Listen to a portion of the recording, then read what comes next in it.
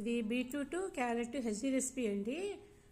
ఇది చూడండి, బీట్రూట్ను క్యారెట్ మనం ఇలాగా గ్రేట్ చేసేసి ఉంచుకోవాలి. కొంచెం ఆయిల్ వేసేసి ఇవి కొంచెం వాటర్ పోయేదాకా మగ్గపెట్టేయాలన్నమాట.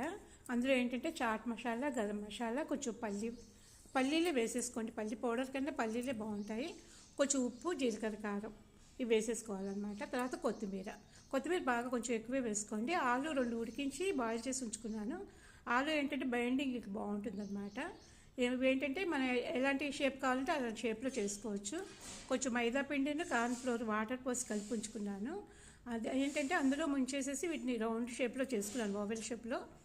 నెక్స్ట్ ఏమో బ్రెడ్ క్రమ్స్ ఉన్నాయి కదా, బ్రెడ్ క్రమ్స్తో ముంచేసేసి షాలో ఫ్రై చేశానండి.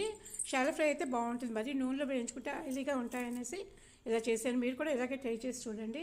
పిల్లలతో అయితే చాలా హెల్తీ రెసిపీ అండి. వాళ్ళైతే చాలా ఇష్టంగా తింటారు. లోపల కూడా చాలా బాగుంటుంది. ఇది మీరు ఒకసారి ట్రై చేసి చూడండి. ఎర్రగా వచ్చి చాలా బాగుంది కదా.